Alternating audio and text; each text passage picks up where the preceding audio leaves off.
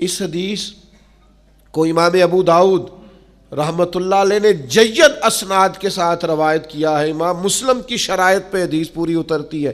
حضرت ثوبان بن مالک رضی اللہ تعالیٰ عنہ ارشاد فرماتے ہیں، نبی پاک علیہ الصلاۃ والسلام نے فرمایا صرف ایک چیز کی ضمانت مجھے دے دو، میں تمہیں جنت کی ضمانت دیتا ہوں۔ اچھا، ایک حدیث میں دو چیزوں کی ضمانت بھی ہے کہ تم مجھے دو جبڑوں کے درمیان اور دو ٹانگوں کے درمیان یعنی شرمگاہ کی اور زبان کی ضمانت۔ اس حدیث میں فرمایا جو مجھے ایک چیز کی ضمانت دے گا نا، صرف ایک، لو جی بات ختم ہوئی۔